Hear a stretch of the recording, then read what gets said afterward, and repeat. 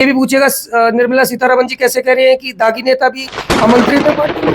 इनसे पूछेगा नवीन जिंदल जिसको चिल्ला चिल्ला के कोयला चोर कह रहे थे उसको पार्टी में बुला के टिकट कैसे दे दिया आपने। नमस्कार दोस्तों, जेड मीडिया में आपका स्वागत है। आज की बात जग्गा के साथ। आज हमारे बीच में आम आदमी पार्टी के प्रदेश प्रवक्ता नवीन गौड़ हैं। आज सुबह ये सुनने में आया था कि भी सुबह केजरीवाल की गिरफ्तारी को लेकर ये अनशन पर बैठे थे। कितनी देर अनशन रहा जानते हैं? नवीन जी, कितनी देर अनशन रहा आपका? ये अनशन इसको नहीं कह सकते, ये आज का उपवास था जो सुबह हमने 9 बजे तक और लगभग 2:30-3 बजे तक रखा। तो क्या परमिशन ले रखी थी आपने? किस चीज़ की? अनशन करने की परमिशन, वहाँ पे बैठने की? किससे लेनी थी परमिशन? आचार संहिता लगी हुई है, एसडीएम से परमिशन लेना जरूरी होता है। एसडीएम से हमने परमिशन लेके देखी थी। कैथल में एसडीएम सस्पेंड हो गया, पता है आपको? कैथल का आपको उस बारे में पता है कि जब सुशील गुप्ता जी ने अपने कार्यक्रमों की परमिशन ली तो उनको क्या मिला था उस परमिशन के बदले?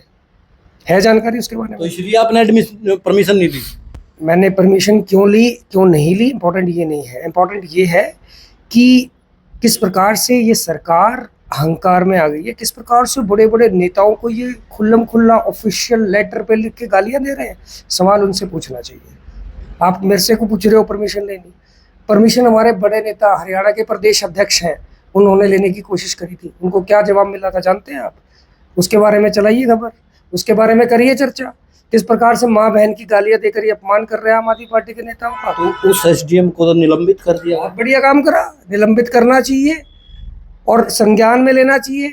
इस प्रकार के लोग जो प्रशासन में बैठे हैं, जिनको जो ऑफिशियली बड़े बड़े नेताओं को गालियां देने की हिम्मत रखते हैं, कहाँ से आती है उनमें ये हिम्मत? तो संज्ञान लेना चाहिए। हम तो आपको भी तो कानून व्यवस्था का पालन करना चाहिए, आचार संहिता का पालन करना चाहिए। हमारे क्या नाम है, इस पूरे कार्यक्रम से किसी प्रकार की कोई समस्या, किसी प्रकार का कोई ये नहीं हुआ। हमारे उतनी ज़्यादा हमने संख्या बल भी जुटाने की ये नहीं था। तो और ये एक बहुत ही साधारण छोटा सा कार्यक्रम। आपने तो ये बोल दिया, आप कानून व्यवस्था में विश्वास रखते हैं? मैंने जैसा कि आपको बताया कि कानून व्यवस्था को तार कर रही है भारतीय जनता पार्टी। कानून व्यवस्था प्रशासन का दुरुपयोग कर रही है, ईडी का दुरुपयोग कर रही है, सीबीआई का दुरुपयोग कर रही है। मैं आज की बात करूं, आपने क्या किया आज? आज हमने धरना दिया है, आज हमने उपवास रखा है। अरविंद केजरीवाल जी को जिस प्रकार से ईडी का गलत प्रयोग करके, ईडी का दुरुपयोग करके अरविंद केजरीवाल जी को जिस प्रकार से इन्होंने जेल के अंदर डालने का काम किया है, जिस प्रकार से इन्होंने नाजायज़ तरीके से गिरफ्तार करने का काम किया है, तो हम बैठे थे। हम जनता के पास भी जाएंगे और हम जो है सड़क पे भी जाएंगे। हम भगवान से भी प्रार्थना करेंगे कि भारतीय जनता पार्टी वालों को थोड़ी सद्बुद्धि मिले और ये जो ऊल जलूल झूठे सच्चे आरोप विपक्ष के नेताओं पे लगा रहे हैं, इंडिया गठबंधन से इनको डर लग रहा है, तो इतना क्यों घबरा रहे हैं? लोकतंत्र है, देश की जनता जो चाहेगी वो होगा। तानाशाही लाना चाहते हैं ये लोग, राजशाही लाना चाहते हैं। राजशाही को सहन नहीं करेगा हिंदुस्तान। हिंदुस्तान को आज़ादी ऐसे ही नहीं मिली है। बहुत लोगों ने अपने जीवन खपाए हैं, अपना समय खपाया, अपना तन मन धन सब कुछ इस देश की आज़ादी के लिए लगा दिया, लोकतंत्र स्थापित करने के लिए लगा दिया। और ये बीजेपी वालों को लग रहा है कि ये लोकतंत्र की हत्या कैसे कर देंगे। तो हिंदुस्तान की जनता इनको सबक सिखाएगी 2024 में। अब की बार 2024 में आम आदमी पार्टी के सुशील गुप्ता कुरुक्षेत्र से लड़ रहे हैं, क्या लगता है? बहुत भयंकर वोटों से जीतेंगे। कुरुक्षेत्र का तो सभी कह रहे हैं कि जो पहले तो इनको ये था कि नायब सैनी को लड़ाएंगे, तो नायब सैनी को तो वहाँ लोग कहने लगे नहीं ये तो गायब सैनी है।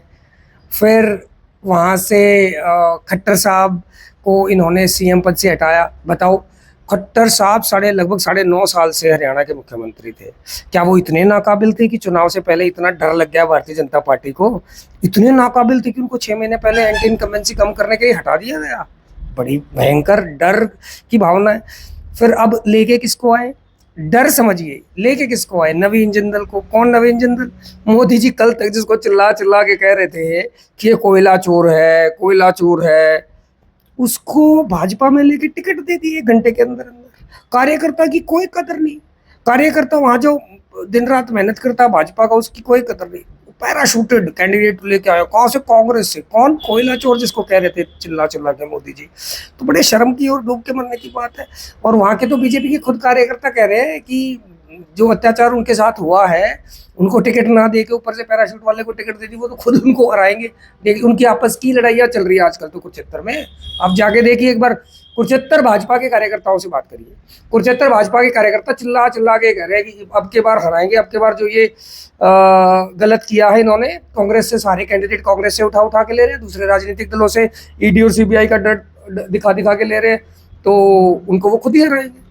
डर तो ईडी और सीबीआई को, केजरीवाल को भी नहीं लग रहा था ईडी और सीबीआई का, क्योंकि बार बार ये बोल रहे थे कि मेरे को गिरफ्तार करके दिखाएं, मेरे को गिरफ्तार करके दिखाएं। अब उनको भी गिरफ्तार कर लिया। तो कर लिया ना, दुरुपयोग कर रहे हैं ना। मैं क्या कह रहा हूँ, मैं ये कह रहा हूँ कि भारतीय जनता पार्टी का जो इरादा था ना, भारतीय जनता पार्टी वालों को लगता है कि केजरीवाल जी कि ऐसे ही इनका हो जाएगा, ऐसे ही हत्या करते रहेंगे लोकतंत्र की, ऐसे ही तानाशाही करते रहेंगे, ऐसे ही जाके चंडीगढ़ में वोटें चोरी कर लेंगे। मैं आपको एक बात बताऊं जग्गा जी, अरविंद केजरीवाल जी जेल से बाहर बैठ के इतने खतरनाक नहीं थे जितने जेल के अंदर बैठ के हैं भारतीय जनता पार्टी वालों के लिए। और ये जो 400 पार कह रहे हैं ना, 400 पार नहीं, 400 हार होगा इस चाहूंगा। जेल के अंदर केजरीवाल ने ये बोला कि मेरे को गीता चाहिए, रामायण चाहिए पढ़ने के लिए, लेकिन अनिल विज का यह बयान था अगर पहले पढ़ लेते तो अब जरूरत नहीं होती। जिस तरह से उन्होंने पहले भी एक बयान आया था उनका कि हिंदू को कुरान पढ़नी चाहिए, सभी को सभी धर्मों की किताबें पढ़नी चाहिए। और रही अनिल विज जी की बात, अनिल विज जी के कहने से क्या होता है, अनिल विज जी के हालचाल हमें पता है क्या चल रहा है अभी। अनिल विज जी तो अपनी गाड़ी भी प्राइवेट में गए थे, छोड़ दीजिए अनिल विज जी की बातें। मैं ये कहना चाहता हूँ, अरविंद केजरीवाल जी को तो गिरफ्तार कर रहे हैं, इस्तीफा भी मांग रहे हैं। इम्पॉर्टेंट ये है कि मणिपुर में देश की सीमा पर जो रक्षक है हमारे देश के, उसकी पत्नी को निर्वस्त्र करके घुमाया जाता है रोड पे। उस मुख्यमंत्री पे ईडी की जांच नहीं होगी, उस मुख्यमंत्री पे कोई सीबीआई नहीं बैठेगी, उस मुख्यमंत्री से कोई इस्तीफा नहीं मांगेगा। इस्तीफा किससे मांगेंगे? अरविंद केजरीवाल से। अरविंद केजरीवाल से क्यों मांगे? क्योंकि वो दिल्ली की जनता को अच्छी शिक्षा देता है, अच्छे स्वास्थ्य देता है, अच्छे अस्पताल बनाता है, अच्छे स्कूल बनाता है, निःशुल्क बिजली देता है, निःशुल्क पानी देता है, बुजुर्गों को तीर्थ यात्रा कराता है। उसको गिरफ्तार करेंगे। पर जिस प्रदेश में निर्वस्त्र सैनिकों की पत्नियों को घुमाया जाता है, उसके खिलाफ कोई बात नहीं करेगा। कितनी विचित्र बात है। हम कैसा डिस्कशन कर रहे हैं, कितनी विचित्र बात है। हम उसके बारे में बात ही नहीं कर रहे। हम बात कर रहे हैं भारतीय जनता पार्टी की, बंगारू लक्ष्मण की पार्टी की। वो पार्टी, बंगारू लक्ष्मण की वो पार्टी जो खुलेआम रिश्वत लेते पकड़े गए थे। हम बात कर रहे हैं छगन भुजबल की पार्टी की। हम बात कर रहे हैं उस पार्टी की जो ईडी का डर दिखा के कुलदीप बिश्नोई को अपनी पार्टी में ले आती है, चुनाव लड़वाती है उसके लड़के को। हम उस पार्टी की बात कर रहे हैं। और जिसकी फाइनेंस मिनिस्टर सीतारमन जी खुलेआम मंच पे कहती हैं कि हमारी पार्टी में तो सबको ही खप जाते हैं, हमारी पार्टी में सबका स्वागत है, चाहे दागी हो चाहे ना दागी हो, चाहे भ्रष्टाचारी हो चाहे ना भ्रष्टाचारी हो, सबको ही खप जाएंगे। कि कैसी विचित्रता है ये। और ये देश की जनता देख रही है। और जो अरविंद केजरीवाल जी को ये अंदर डाला है, ये बेसिकली इंडिया गठबंधन से जो डर लग रहा है ना इनको, उस डर के चक्कर में डाला है। डर है, बहुत भयंकर डर है। दिल्ली में क्या लगता है अरविंद केजरीवाल ने काम किया है? सब मैं थोड़े कहूँगा काम किया कि नहीं किया। केजरीवाल जी ने चिल्ला चिल्ला के कहा है कि अगर मैंने काम किया हो तो वोट दे देना, वरना मत देना। तो 65 सीटें आई हैं। काम करा है नहीं करा वो तो दिल्ली की जनता ने बता दिया ना एक बार। नहीं, आप भी दिल्ली मॉडल बहुत प्रचार कर रहे हैं। क्या वही दिल्ली मॉडल है जिस हर एक चौराहे पे झपट मार खड़े हैं, अगर गाड़ी का शीशा खुला रह जाता है तो बैग उठा के ले जाते हैं? देखो सर, आप अपने घर पे बैठ के कुछ भी कह सकते हो, ठीक है। आप चले मेरे साथ, मैं दिखाता हूँ ना आपको। हाँ, मैं चलूंगा आपके साथ। आप अपने घर पे बैठ के कुछ भी कह सकते हो, मैं अपने घर पे बैठ के कुछ भी कह सकता हूँ, ठीक है। वो एक अलग बात है। कानून व्यवस्था जो है, लॉ एंड ऑर्डर की जहाँ तक बात है, दिल्ली पुलिस आपको ही पता है किसके हाथ में। बावजूद उसके मैं कह रहा हूँ दिल्ली में ऐसी कोई परिस्थिति नहीं। फालतू ये वाहियात की बातें करना। आप मेरे साथ चले, मैं दिखा सकता हूँ आपको। देखो, मैं दिल्ली में हर रोज जाता हूँ, मैं आपके साथ जाऊंगा तो क्या हो जाएगा। मैं कल भी दिल्ली में ही था। प्रैक्टिकल दिखाऊंगा आपको सर। हाँ, प्रैक्टिकल तो मानेंगे। हाँ, तो पूछो ना भाजपा वालों से कि उनकी पुलिस क्या कर रही है। पूछा आपने कभी? मुख्यमंत्री कौन है? मैं ये पूछ रहा हूँ आपसे। आप ये बताएं मुख्यमंत्री कौन है? वैसे तो दिल्ली मॉडल चिल्ला रहे हो काफी। मुझे लग रहा था आप कुछ इंटेलिजेंट सवाल पूछोगे, पर आप बहुत ही सब जानते हैं कि दिल्ली में 3 प्रकार की शासन है। एक सेंट्रल गवर्नमेंट का, जिसमें law and order central government के इसमें आता है।